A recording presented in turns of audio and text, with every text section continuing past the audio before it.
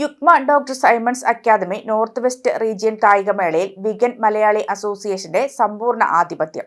June 13-ന് Warrington Malayali അസോസിയേഷന്റെ ആതിഥേയത്വത്തിൽ നടന്ന യുക്മ doctor Simons academy regional കായികമേളയിൽ 194 പോയിന്റുമായി ഓവറോൾ ചാമ്പ്യന്മാരായി വിഗൻ മലയാളി അസോസിയേഷൻ.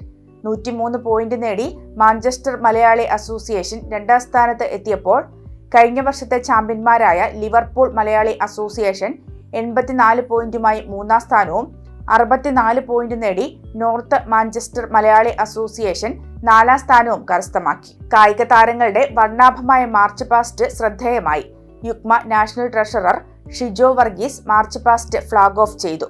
തുടർന്ന് യുക്മ north west region president Shaji വാരക്കുടിയുടെ അധ്യക്ഷതയിൽ ചേർന്ന പൊതുസമ്മേളനത്തിൽ north west regional general secretary Sanoj Varghese സ്വാഗത പ്രസംഗം നടത്തി.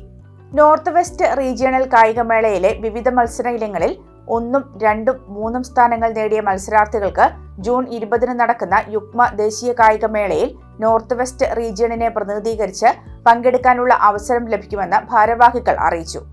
വൈകിട്ട് നടന്ന സമാപന സമ്മേളനം ശ്രദ്ധേയമായ സാന്നിധ്യത്താലും ആവേശഭരിതമായ അന്തരീക്ഷത്താലും ശ്രദ്ധേയമായി.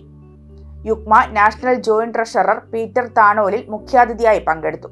പരിപാടിയിൽ യുക്മ charity foundation vice chairman Alex Varghese വിശിഷ്ടാതിഥിയായിരുന്നു.